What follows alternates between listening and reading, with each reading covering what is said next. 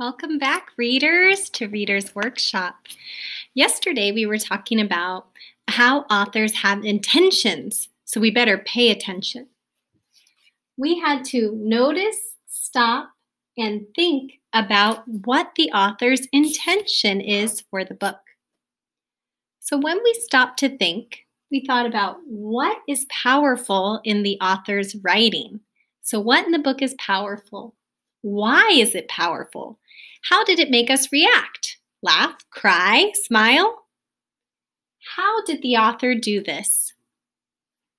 A lot of us talked about how the author used really silly or detailed words to make us laugh or understand a character or get a picture in our mind. I remember Nicole talked about that, how the author gave her a really good picture in her mind. Well, today we're going to talk about and ask ourselves about one part of the book. So we're going to ask ourselves, how did the author make this whole book click together? So we're going to talk again about Those Darn Squirrels. And we're going to be asking, how does the author use specific words and details? He didn't just choose any words. He really thought about which words and details at the end of the story would make the whole book click. That means it's going to make the whole book make sense and come together. So let's read, boys and girls.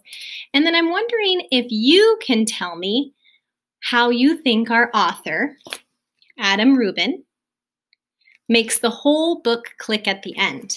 So we're only going to reread part of the book.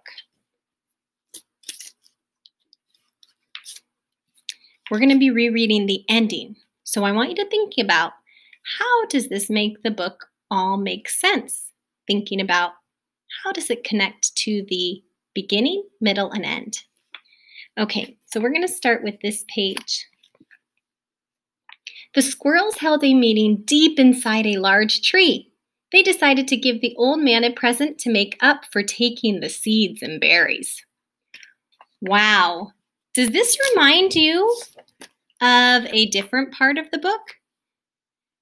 This reminds me of the parts where the squirrels were meeting, but they weren't meeting to make Old Man Fookwire feel better. They were meeting to steal from him and be sneaky and come up with a plan, right?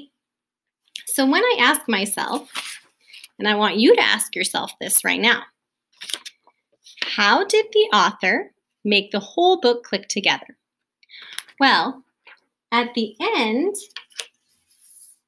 what do the squirrels do that's kind of similar to the beginning of the book? They make a plan, but it's different this time, isn't it? Okay, so the author, Adam Rubin, had the squirrels make a plan just like they did in the beginning and the middle of the book, but it's a little bit different at the ending, but it definitely connects. Then let's see what Adam Rubin did the very last line of the book. You guys remember this part. So look at Old Man Fookwire there, shaking his fist. And look at Old Man Fookwire here, shaking his fist in the beginning and the cover. Already, look what Adam Rubin, our author, did to make the book click and come all together at the end. The squirrels were so overjoyed, they had a party in Old Man Fookwire's house. You guys ready for it? Okay, here's the last line. Let's see how he makes the whole book click here.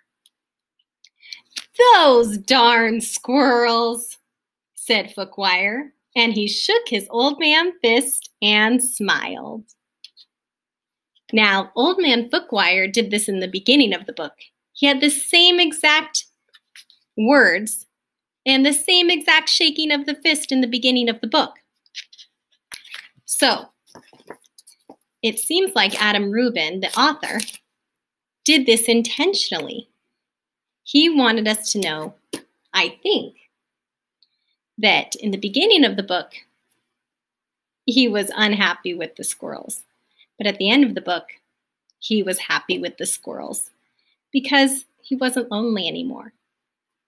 Okay, friends, you are going to go on to Seesaw now, and I want you to do the activity that says authors have intentions.